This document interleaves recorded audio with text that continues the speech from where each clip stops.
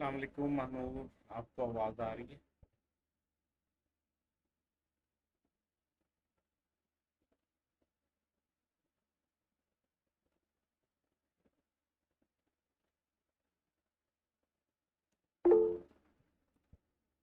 चलें 2 minute wait करते हैं, मुबीन भी आ जाए तो देन हम क्लास स्टार्ट करते हैं।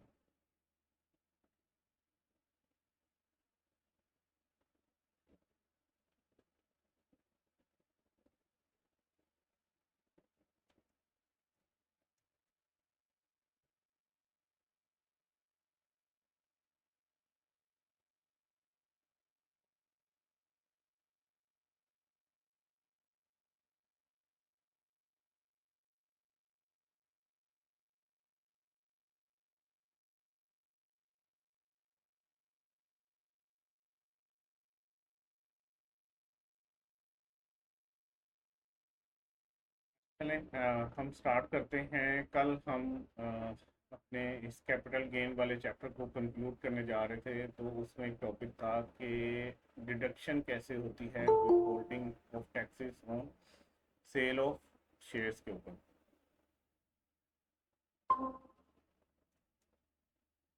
ठीक है, तो इसमें हमने कहा था कि फाइनेंस एक्ट जो है 2023, उसके अंदर जो है वो उसके थ्रू दो सब सेक्शंस ऐड किए गए।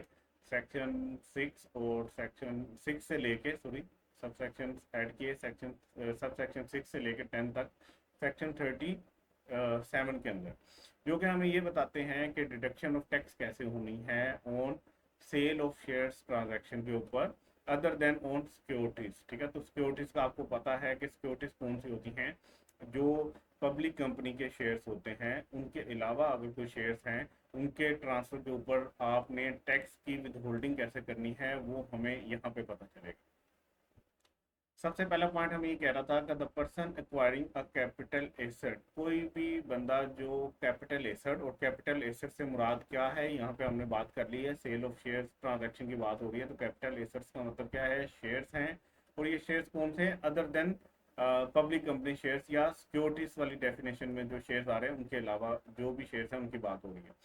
The person acquiring a share capital assets being shares of a company, जो कि किसी कंपनी के शेयर्स हैं और वो कंपनी नहीं है लिस्टेड कंपनी, ठीक है, जिसके शेयर सेटल होते हो एनसीसीपीएल के थ्रू। मतलब हम वहाँ सब उन शेयर्स की बात कर रहे हैं जो कि उनके अलावा हैं, जो लिस्टेड कंपनी के शेयर्स हों और एनसीसीपीएल के थ्रू जो सेटल्स होते हैं, उन शेयर्स की बात कर रहे हैं। इनको निकाल के बाकी शेयर्स की बात कर रहे हैं। तो जो पर्सन एक्वायर कर रहा होगा ना, जो बंदा खरीद रहा होगा ये वाले शेयर्स, वो क्या करेगा? Shall deduct advance adjustable tax at the rate of 10%। उसने 10% के ऊपर एडवांस टैक्स काटना है of the fair market value of the share. जितनी फेयर मार्केट वैल्यू है शेयर्स की, उनका 10% जो है वो उस बंदे ने काट लेना है जो ये शेयर्स खरीद रहा होगा।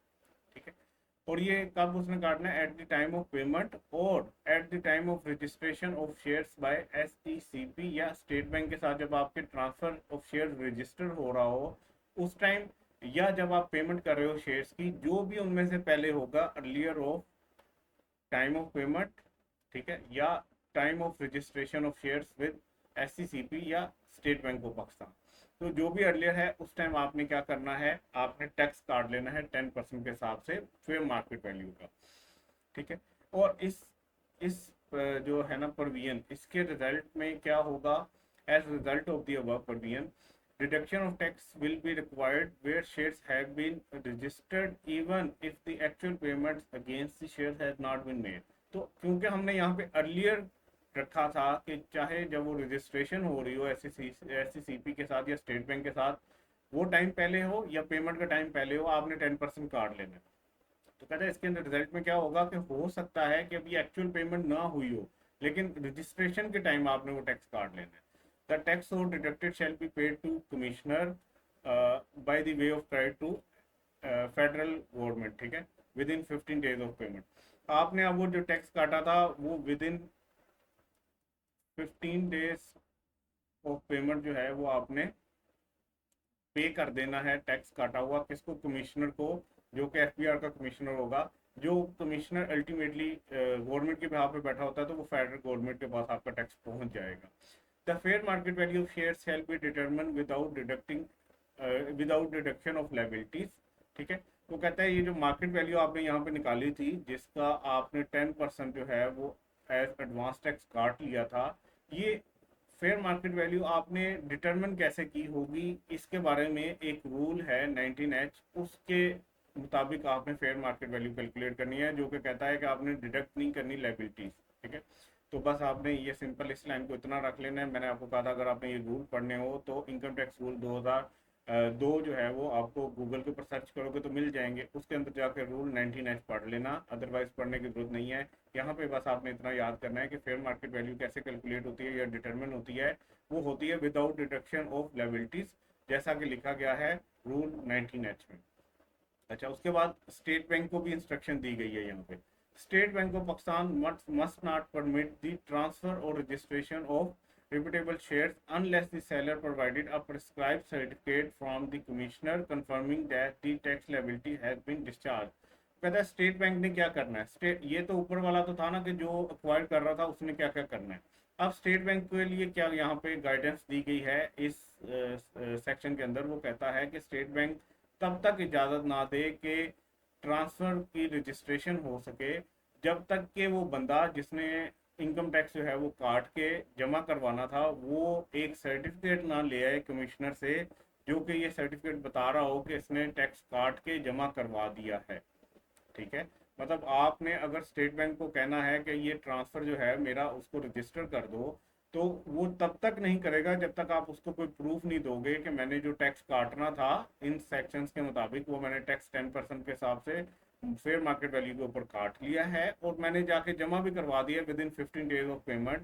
किसको जमा करवाना था, कमिश्नर को। तो आपने एविडेंस प्रोवाइड करनी है, कमिश्नर को जाकर कहना है कि भाई क्योंकि मैं टैक्स जमा करवा चुका हूँ, मुझे काइंडली एक जो है ना आप सर्टिफिकेट दे दें जिसके ऊपर लिख दें कि भाई ये टैक्स जमा हो गया, इस बंदे ने सही टैक्स काटा और सही जमा करवा दिया।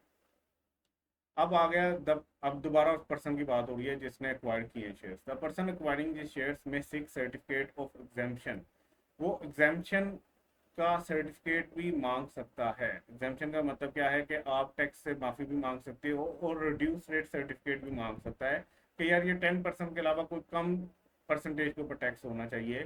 From the commissioner holding the jurisdiction where the person considered the transaction of sale of shares is either exempt or subject to reduced tax rate under the income tax provision। ठीक है, अगर जो बंदा खरीद रहा है उसको लगता है कि ये जो मैं सिक्योरिटीज खरीद रहा हूँ ना, इसके ऊपर तो गवर्नमेंट ने कहा हुआ है कि इसके ऊपर तो टैक्स ही नहीं होगा, या इसके ऊपर टैक्स अगर लगा भी तो वो 10% से कम रेट पे लगेगा, तो वो कमिश्नर को क्या कह सकता है, वो कमिश्नर को कह सकता है मुझे एक सर्टिफिकेट दे दे एग्जाम्पशन का।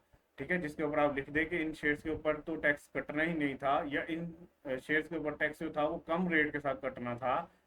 जिस एरिया का वो कमिश्नर होगा जहाँ पे आप ये क्या कर रहे हो, सेल ऑफ शेयर कर रहे हो। ठीक है, तो ये हो गया। उसके बाद है पर्सन डिस्पोजिंग द शेयर्स। अच्छा, ये अब जो ऊपर वाली प्रोविजन थी ये एक्वायर करने वाले के लिए थी, फिर एक स्टेट बैंक के लिए थी, और अब कौन सा बंदा है जो कि कर रहा है, ये भी खैर सेल कर एक्वायर करने वाले के लिए थी। अब वो बंदा जो डिस्पोज कर रहे हैं, डिस्पोज करने वाला मतलब बेचने वाला shares.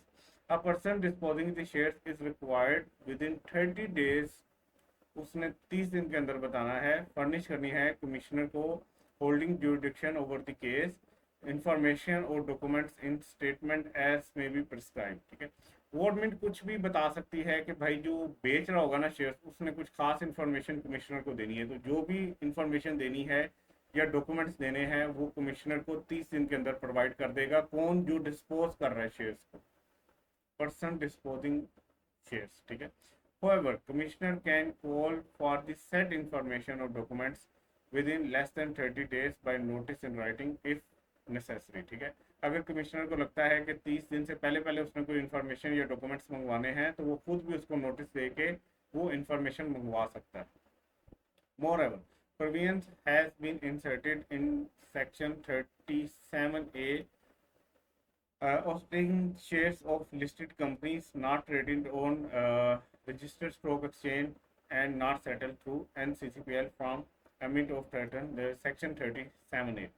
In such cases, provision of section 37 shall apply in respect of collection of payment of taxes। ठीक है, और ये जो सारी बात है। अच्छा, लास्ट पॉइंट में वो ये कहा गया है कि ये ऊपर वाली जो बात हो रही थी यहाँ पे, तो हमने सिंपल ये कह दिया था कि ये उन सिक्योरिटीज के बारे में बात हो रही है, या उन कैपिटल एसेट्स के बारे में बात हो रही है जो सिक्योरिटी की डेफिनेशन में नहीं आते, 37A की डेफिनेशन में नहीं आते। 37A की अगर आपको याद हो तो डिफरेंट वहाँ पे हमने पढ़ी थी, ठीक है, जिसमें एक एक उसके अंदर ये भी था कि पब्लिक कंपनी की शेयर्स की भी बात हो रही थी।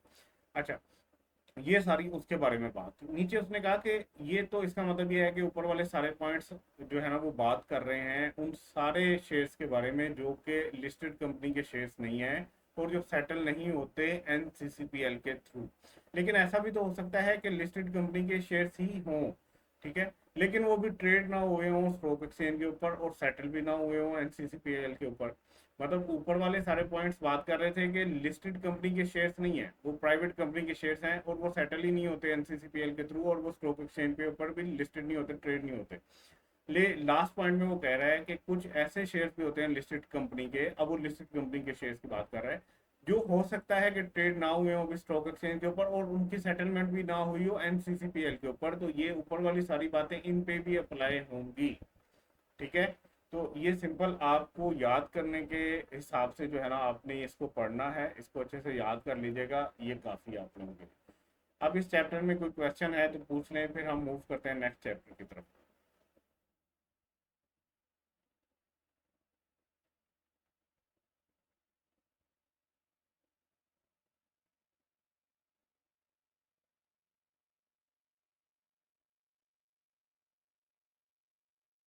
मुबीन आप पूछो जी मुबीन।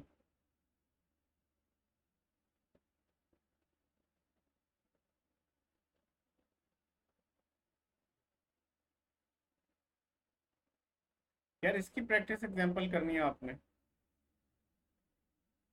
इस इन सब सेक्शंस की प्रैक्टिकल एग्जाम्पल आपने कुछ करनी है प्रैक्टिस के लिए।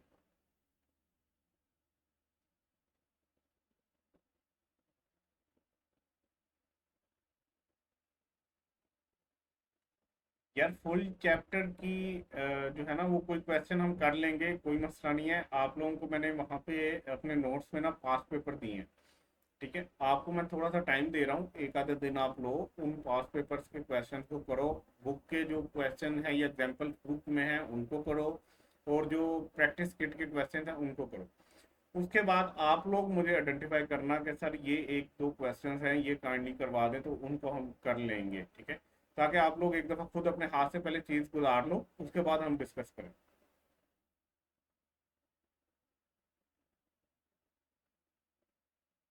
हाँ वो इनफ है यार, आहिस्ता आहिस्ता चल के हम ना जब एक स्टेज ऐसी भी पहुंच जाएंगे जहाँ पे हम सारे हेड ऑफ इनकम जो है वो पढ़ लेंगे, उसके बाद फिर हम कम्प्रीहेंसिव क्वेश्चन इंशाल्लाह किया करेंगे जिसके अंदर सारे हेड्स जो है ना वो एक साथ आ रहे होंगे, तो उसमें भी आपके सारे हेड्स साथ साथ कवर होते रहेंगे, ठीक है। तो आप वो कर लो, तसल्ली से कर लो, आप 2-3 दिन के अंदर वो कर लो, उसके बाद हम जो है ना इसका भी कोई एक आधा क्वेश्चन जो है वो पास पेपर का यहाँ पे डिस्कस कर लेंगे। अब इस चैप्टर के अंदर ना डिफरेंट चीजें हैं, ठीक है, तो उन सारों को एक क्वेश्चन के अंदर लेके आना, तो वो उसके लिए आपको पहले प्रैक्टिस एक दफा करनी पड़ेगी, उसके बाद हम एक साथ उन सबको लेके आएंगे, ठीक है। या मैं एक खुद से ना क्वेश्चन बना के आपको दे देता हूँ होमवर्क अभी, ठीक है, वो आप लोग जाके ना कर लेना।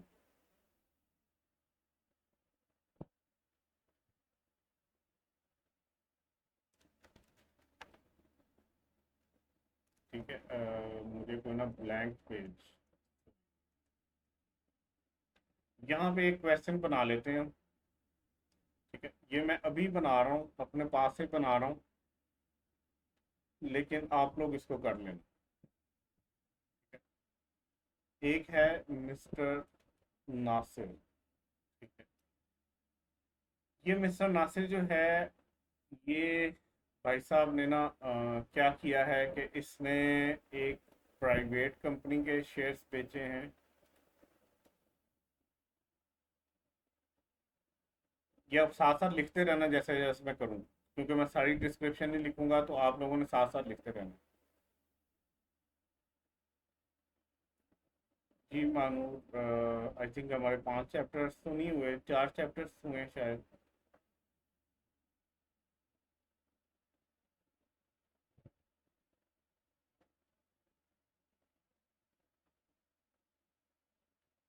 चलो अब ये क्वेश्चन मैं बनाने लगा हूँ, आप लोग इसको साथ साथ लिखते जाओ। ठीक है, एक मिस्टर नासिर हैं, इन्होंने प्राइवेट कंपनी के शेयर्स बेचे। ठीक है, उन पे कैपिटल गेन आया 2 लाख रुपए। ये शेयर्स एक्वायर किए थे उसने 15/7/2014 में। ठीक है, और डिस्पोज किए हैं आज क्या तारीख है हमारी, आज है 23/10/2024।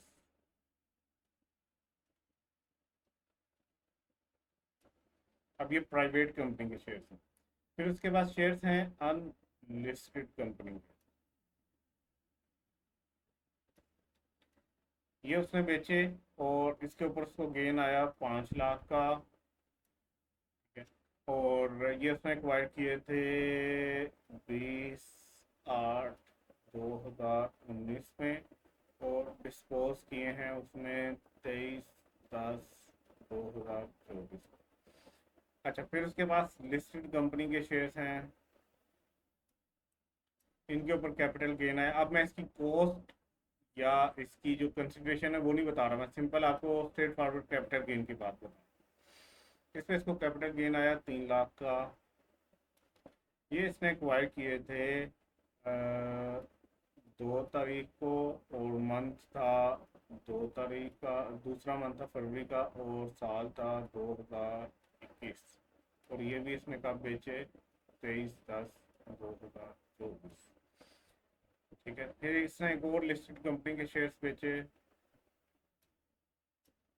इसके ऊपर इसको कैपिटल गेन आया 4 लाख का।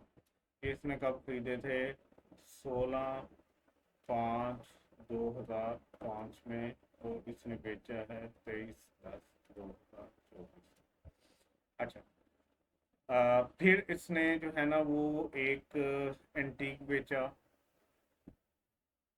उसके ऊपर कैपिटल गेन आया इसको 1 लाख का।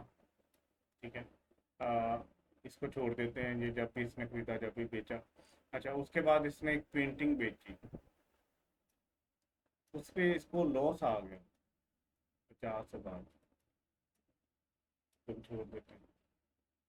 फिर इसने इमूवेबल प्रॉपर्टी बेची, इस पे इसको कैपिटल गेन आया 10 मिलियन। ठीक है, ये प्रॉपर्टी थी कंस्ट्रक्टेड।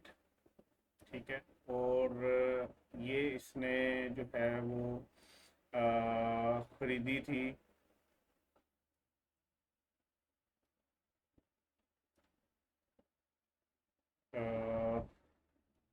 30/5/2023। फिर इसके पास एक कार थी वो बेची, उस पे इसको गेन आया 30,000।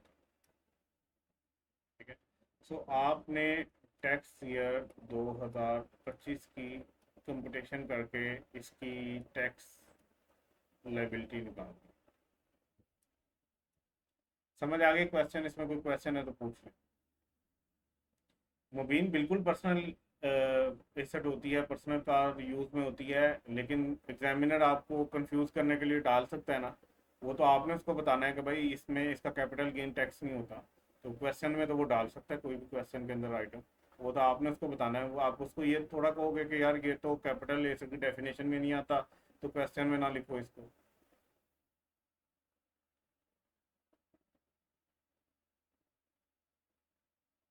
बेटा ये मुबीन, यही तो टेबल आपने बताना है, यही तो आपसे मैंने देखना है कि आप लोगों को वो टेबल लगाना आता है कि नहीं आता। ये मैं नहीं बताऊंगा ना, ये तो आपने खुद जज करना है टेबल में से कि कौन सा टेबल लगना है। यही तो आप चैप्टर रिवाइज करोगे तो समझ आएगा।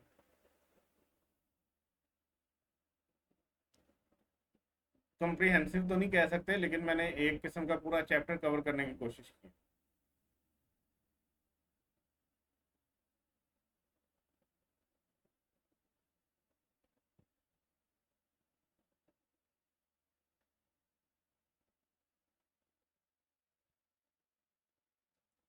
क्या इसको नोट कर लिया है या पिक्चर ले ली है, समझ नहीं आ रहा तो अभी पूछ लो।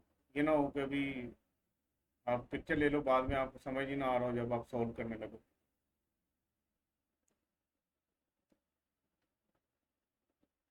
चले, अब हम नेक्स्ट चैप्टर की तरफ चलें।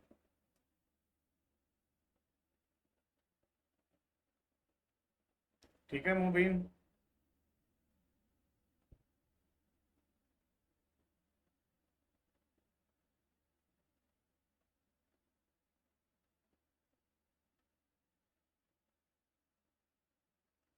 चलो, अब हम नेक्स्ट चैप्टर की तरफ चलते हैं।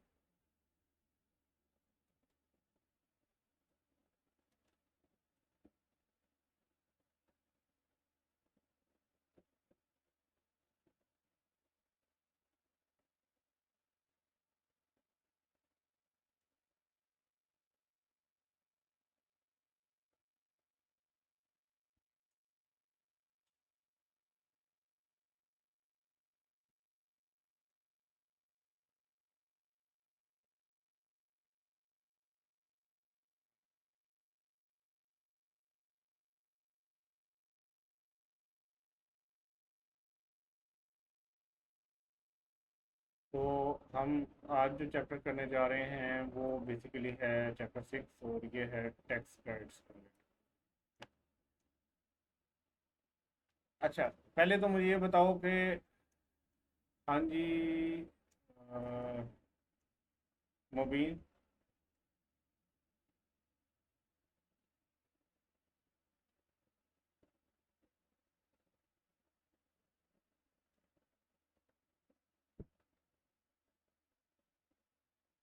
हाँ जी, पूछें पूछें।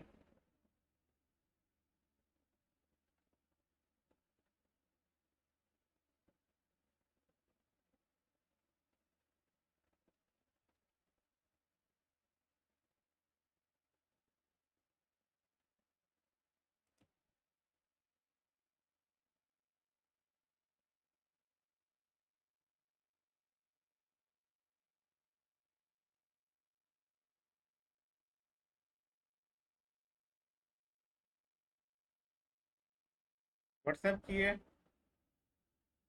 मेरे पास नहीं आया अभी। एक सेकंड आ गए।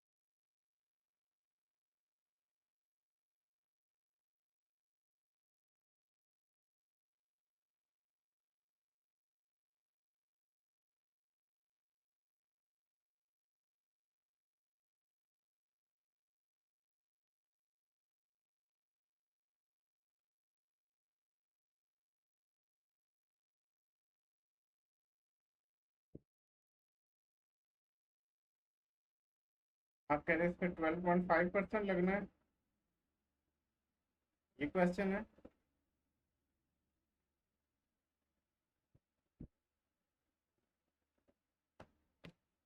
एक सेकंड मुझे भी ओपन कर लेने दें कैपिटल गेन का।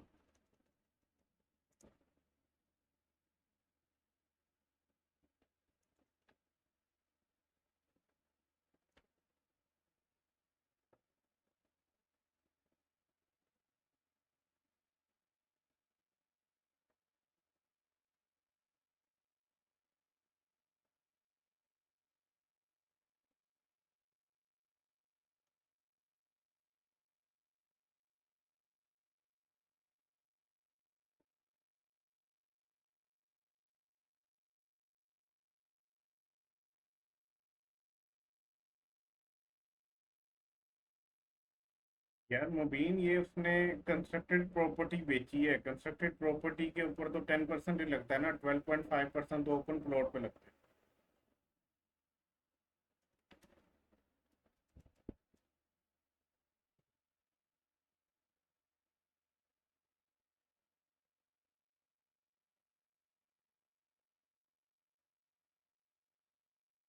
तो सही रेट लगाया हुआ है। दूसरी प्रॉपर्टी के ऊपर जो है वो 10% ही रेट लगना है। आपने लिखा हुआ 12.5% लगना है, तो 12.5% तो ओपन प्लॉट के ऊपर लगता है जब 1 साल से ज़्यादा हो गए हो लेकिन 2 साल एक्सीड ना किए। कंस्ट्रक्टेड प्रॉपर्टी के ऊपर तो 10% ही लगता है। यही क्वेश्चन था। ओके, आगे चलें अब।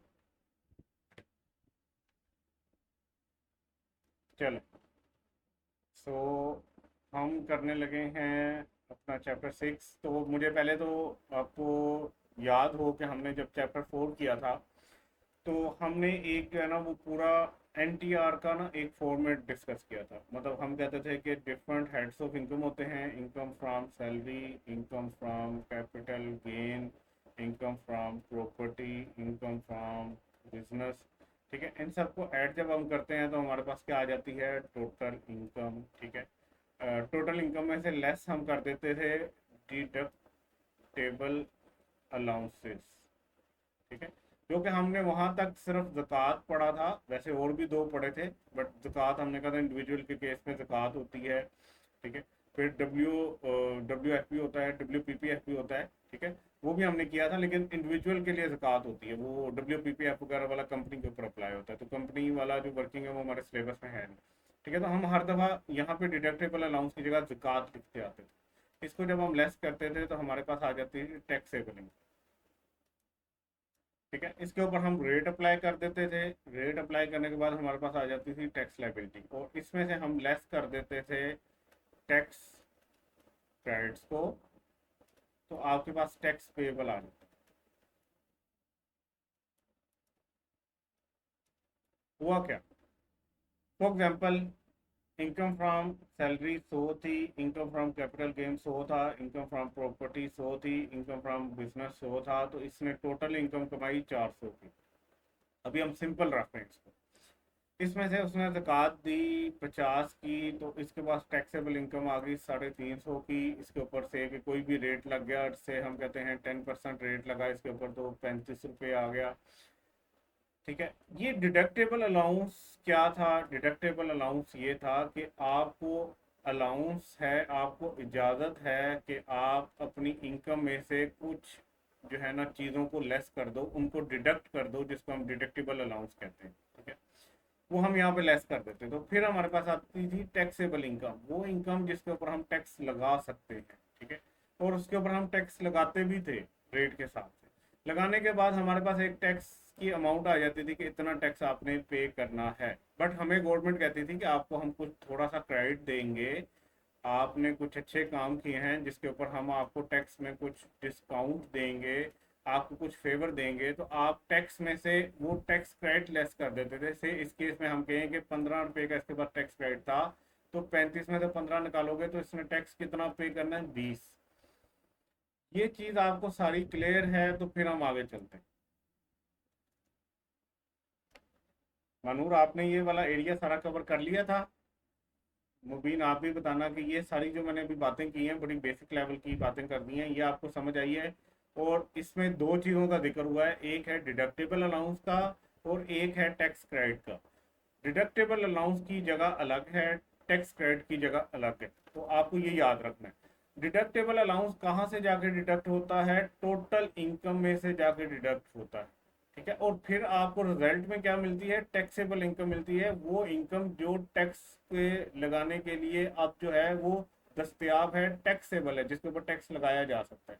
फिर इसके ऊपर टैक्स लगता है, और जो टैक्स लगने के बाद आपके पास टैक्स देने वाला होता है, इसमें से डिस्काउंट अगर मिल जाए, इसमें आपको किसी चीज़ के ऊपर क्रेडिट मिल जाए कि आपने बड़ा अच्छा काम किया था, हम आपका टैक्स इतने से कम कर रहे हैं, तो वो अमाउंट जो होती है टैक्स क्रेडिट की, वो यहाँ से लेस होती है, और फिर आपके पास क्या आता है, टैक्स पेएबल आता है। ये अगर आपको क्लियर है तो अब हम जो है ना टैक्स क्रेडिट के ऊपर ज़्यादा फोकस करेंगे, और एक डिडक्टेबल अलाउंस हमने पढ़ना है ज़कात के अलावा जो इंडिविजुअल को मिल रहा होता है। ठीक है।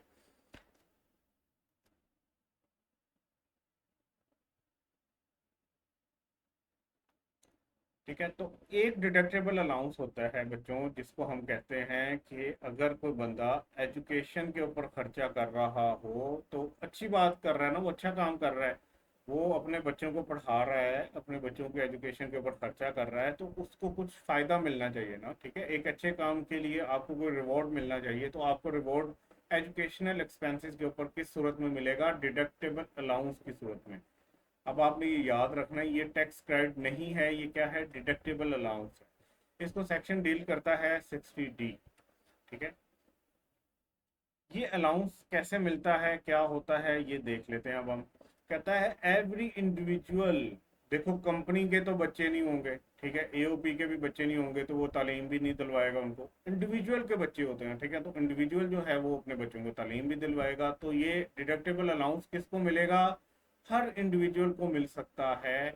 हर individual, every individual is entitle, वो इस काबिल है कि वो इस डिडक्टेबल अलाउंस से फ़ायदा उठा सके। ठीक है, every individual is entitled to a deductible allowance for tuition fee. Tuition fee के ऊपर उसको डिडक्टेबल अलाउंस मिलेगा जो उसने पे की हो, if the taxable income of individual is less than 15 lakh. लेकिन ये फ़ायदा आपको तभी मिलेगा अगर आपकी टैक्स, जो आपकी टैक्सेबल इनकम है वो कम है, लेस देन है 15 लाख, 1.5 मिलियन। बच्चों, इज इट क्लियर? साथ साथ ना मुझे जवाब देते रहना, ताकि मुझे पता लगे कि आप लोग जिंदा हो और एक्टिव हो क्लास में। ठीक है, अब इसमें क्या कंडीशन है? एक तो कंडीशन ये है कि हर इंडिविजुअल पे लगेगा। ठीक है, लेकिन हर इंडिविजुअल कौन सा होगा? जिसकी टैक्सेबल, अब यहाँ पे एक और चीज पे गौर करना है, टैक्सेबल की बात हो रही है। हमने अभी एक चीज डिस्कस की थी कि डिडक्टेबल अलाउंस किस में से लेस होता है? टोटल इनकम में से लेस होता है, फिर आपके पास टैक्सेबल इनकम आती है। लेकिन यहाँ पे तो कह रहे हैं कि डिडक्टेबल अलाउंस डिडक्ट करने से पहले, इस डिडक्टेबल अलाउंस से पहले आपके पास कोई टैक्सेबल इनकम आ रही होगी। अगर वो 1.5 मिलियन से कम है, तो फिर आपको इजाज़त है, हर इंडिविजुअल को इजाज़त है कि वो जो ट्यूशन फी पे कर रहा है उसकी एवज उसको कुछ डिडक्टेबल अलाउंस जो है वो मिलेगा। इसका मतलब क्या है? अगर एक बंदे की इनकम फ्रॉम सैलरी है, इनकम फ्रॉम बिजनेस है, और उसके बाद उसके पास टोटल इनकम आ रही है, से कि हम कहते हैं कि ये है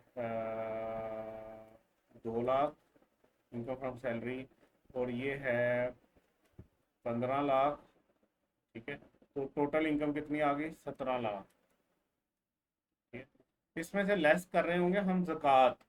जक़ात से क्या हम कहते हैं, 1 लाख रुपया इसको जक़ात का अलाउंस मिल गया, तो अब इसकी कितनी टैक्सेबल आ गई अमाउंट? 16 लाख।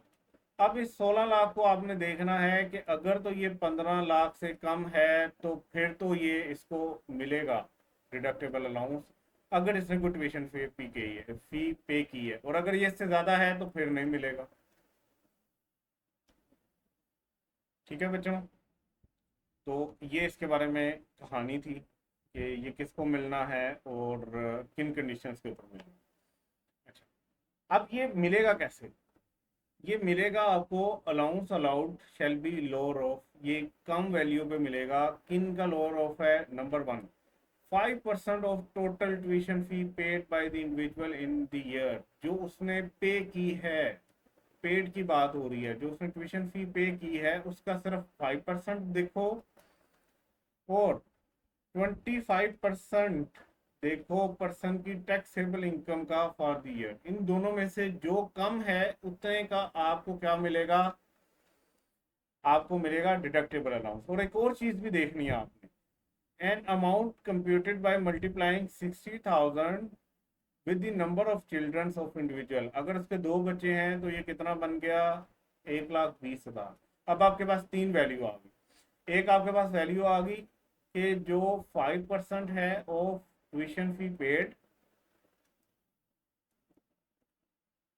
ठीक है, ये आ गया आपके पास से कि उसने 1 मिलियन ट्यूशन फी पे की है पूरे साल में, तो इसका 5% कितना आ गया बच्चों? 5% निकालो इसका जल्दी जल्दी। कैलकुलेटर अपने पास रखा करो, टेक्स्ट क्लास में तो लाजमी रखा करो।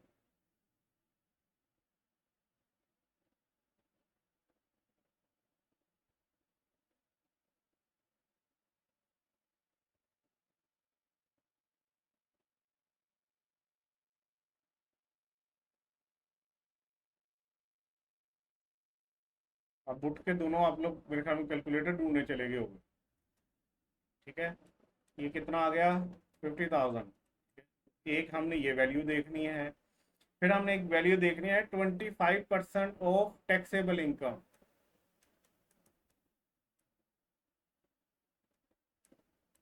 से कि उसकी टैक्सेबल इनकम है 10 मिलियन, तो इसका 25% निकालो बच्चों।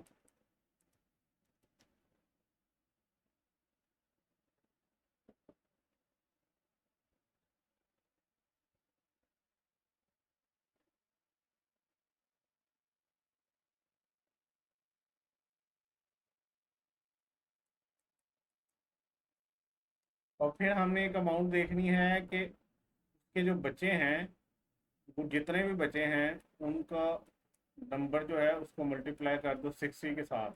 तो ये कितना आ रहा है?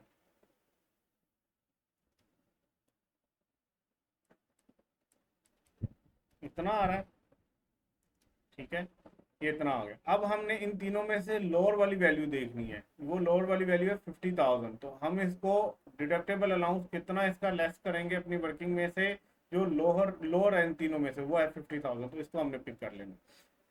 अब मजे की बात ये है कि यहाँ पे मैंने इसकी जो है वो लिख दी है 10 मिलियन टैक्सेबल इनकम। अगर इसकी 10 मिलियन टैक्सेबल इनकम होती तो फिर तो इसको ये अलाउंस मिलना ही नहीं था, क्योंकि इसकी टैक्सेबल इनकम अगर लेस देन 1.5 मिलियन है तो सिर्फ तब ही मिलेगा। ठीक है, तो ये आपने याद रखना है। बेसिकली ये सारा समझाने का मकसद क्या था कि आपने इन तीनों की कंपटीशन करनी होगी, उसके बाद जो सबसे कम वैल्यू होगी उसको आपने लेना होगा अलाउंस के तौर पे। ठीक है बच्चों, ये समझ आ गया है? मानूर आपको समझ आ गया?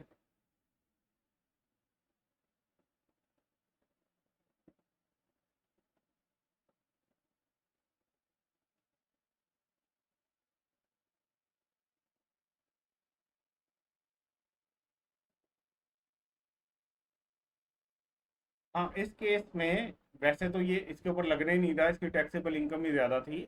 अदरवाइज मैं सिर्फ कैलकुलेशन की बेस पे अगर देखूँ ना, तो इन तीनों में सबसे लोअर वैल्यू कौन सी है? 1,80,000 और 2,50,000 से कम तो यही है ना, 50,000। तो जो सबसे कम वैल्यू है उसको आपने deductible allowance for education expense के तौर पे लेना। जी जी, ऐसे ही है।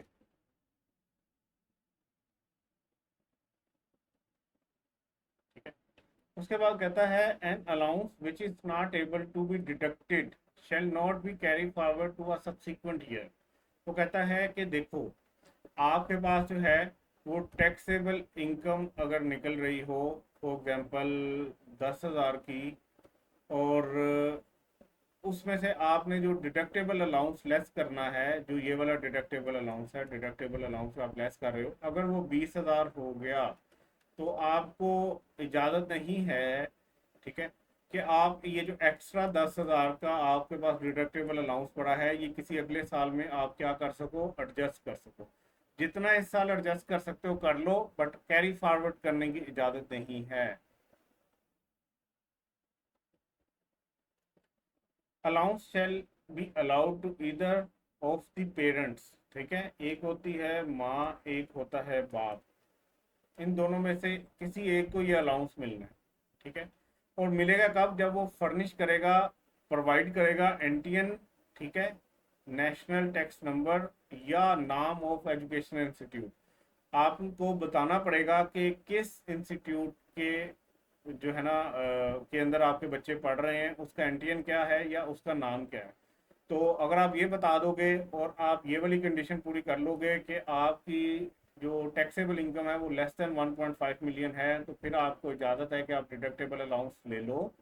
ठीक है, वो लेना कैसे है, लोअर ऑफ लेना है इन तीनों वैल्यूज में से जो आपके पास आएगी उसका।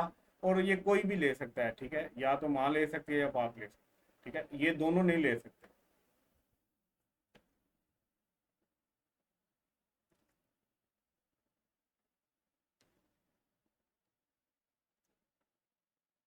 The allowance shall not be considered for calculating tax deduction under the head salary। वो कहता है देखो, जब आप सैलरी वाली इनकम कैलकुलेट करोगे, इनकम फ्रॉम सैलरी, तो उस हेड के अंदर इसको डिडक्ट नहीं करना, ठीक है,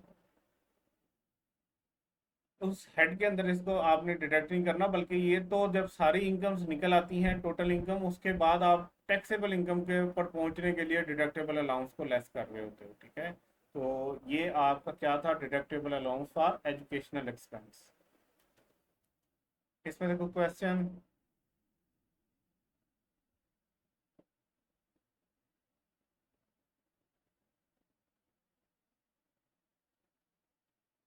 अभी हम एक छोटी सी एग्जांपल करेंगे ना, तो क्लियर हो जाएगा आपको।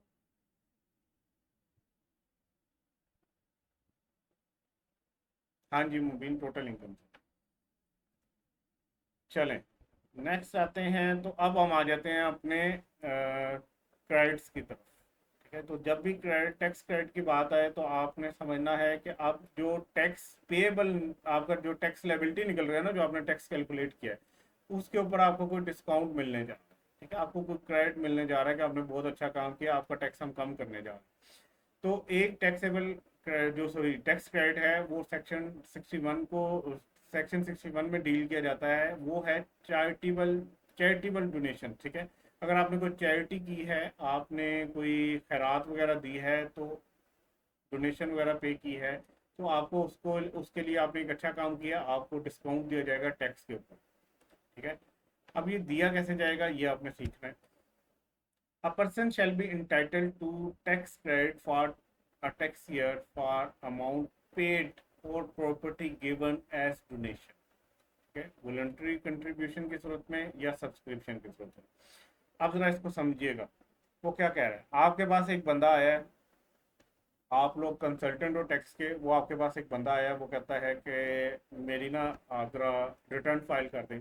आपने ना उसका टैक्स निकाल लिया कि यार आपने इतना टैक्स देना है, फॉर एग्जांपल का आपने कहा कि 10 लाख रुपया तुम्हारा इस साल का टैक्स बन रहा है जो तुमने पे करना है। अब बीइंग कंसल्टेंट कंसल्टेंट आप देखोगे कि किसी तरह मैं अपने क्लाइंट को एक लीगल फेवर दे सकता हूं, तो मैं बिल्कुल दे सकता हूं। वो लीगल फेवर क्या है कि मैं किसी तरह अगर उसके टैक्स की वैल्यू कम कर सकूं तो उसको फायदा होगा। वो फायदा होगा तो वो खुश होगा, वो खुश होगा तो वो आपसे बार बार काम करवाएगा, बल्कि वो अपने दो तीन दोस्तों को भी कहेगा कि भाई ये बंदा बड़ा अच्छा है, इसने मेरा टैक्स कम करवा दिया और लीगल तरीके से कम करवा दिया, ठीक है। तो वो आपके पास मजीद क्लाइंट्स आएंगे। तो आपके पास एक सूरत ये है कि अगर आप टैक्स कम करवाना चाहते हो उसका, तो उससे पूछो कि यार आपने कोई डोनेशंस तो नहीं की हुई किसी चैरिटेबल इंस्टीट्यूशन को। चैरिटेबल इंस्टीट्यूट जो है उसको कोई डोनेशन तो नहीं आपने पे की हुई। तो कहता है मैंने पे की हुई है। तो आप कहोगे अच्छा, अब वो पे कैसे कर सकता है। आप उससे पूछोगे क्या भाई आपने पैसों की सूरत में किया है, अमाउंट पेड की सूरत में आपने ये चैरिटी या डोनेशन की है, या क्या ऐसे भी कुछ लोग करते हैं कि वो अपनी प्रॉपर्टी किसी फलाई इदारे के नाम कर देते हैं। क्या आपने कोई प्रॉपर्टी तो नहीं दी। कुछ लोग अपनी गाड़ी दे देते हैं कि भाई ये स्कूल, ये जो है ना वो स्पेशल बच्चों का स्कूल है, इनको आने ले जाने के लिए ना एक गाड़ी में दे देता हूँ, एक वैन दे देता हूँ। तो ये भी बेसिकली वो क्या कर रहा है, डोनेट कर रहा है, वो चैरिटी कर रहा है। वो कोई किसी भी प्रॉपर्टी की सूरत में भी हो सकती है, ठीक है, वो पैसों की सूरत में भी हो सकती है, वो किसी प्रॉपर्टी की सूरत में भी हो सकती है, ठीक है। तो प्रॉपर्टी भी डोनेशन के तौर पे दी जा सकती है, पैसे भी, अमाउंट भी दी जा सकती है, ठीक है। या वॉलेंट्री कंट्रीब्यूशन, आपने कोई पैसे हर साल जो है ना हर महीने कंट्रीब्यूट कर रहे हो, या आपने उनकी सब्सक्रिप्शन ले ली है कि यार हर महीने में आपको इतने पैसे जो है ना वो दिया करूंगा, इस एक जो है ना वो चैरिटेबल इंस्टीट्यूट को मैं हर महीने जो है ना वो सब्सक्रिप्शन के बस पैसे दिया करूंगा। जैसे फॉर एग्जांपल आप जिम जाते हो तो हर महीने आप पे कर रहे होते हो, या अगर आपने नेटफ्लिक्स का अकाउंट लिया हुआ है तो सब्सक्रिप्शन फी आपने हर महीने पे करनी होती है। इसी तरह आप डोनेशन की सूरत भी हर महीने जो है ना वो पे कर सकते हो, ठीक है। तो आप सब्सक्रिप्शन की सूरत में भी पैसे दे सकते हो, कंट्रीब्यूशन की सूरत में भी पैसे दे सकते हो। वो प्रॉपर्टी की फॉर्म में भी हो सकता है और पैसों की फॉर्म में भी हो सकता है, ठीक है। तो ये आपने पढ़ लिया कि ये चैरिटेबल डोनेशंस होते क्या, ठीक है। तो ये देने किन को है, मतलब किन किन सूरतों को देने हैं, किन किन सूरतों में दिए जा सकते हैं, किन किन को दिए जा सकते हैं।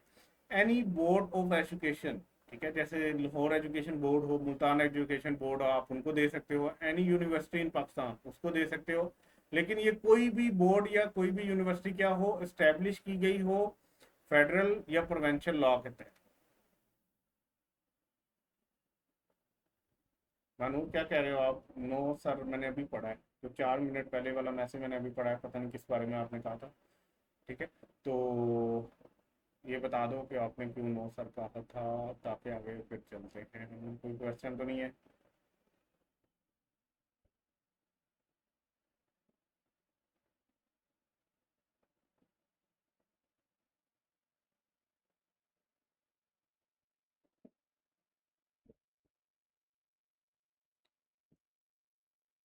चले आगे चलते। तो किन को डोनेट करोगे तो फायदा है, मतलब हमारे पास वो जो बंदा हमारे से एडवाइस लेने आया था, उसने हमें कहा कि हाँ जी मैंने ना पैसों की सूरत में कोई डोनेशन की हुए हैं। उसने कहा कि मैंने ना 5 लाख रुपए डोनेट किया हुआ है। तो अब हम उसको ये कंफर्म करना चाह रहे हैं, क्या इसने उन इदारों को या उन इंस्टीट्यूशन को दिया है जिनके ऊपर चैरिटेबल डोनेशन की सूरत में हमें टैक्स क्रेडिट मिल सकता है।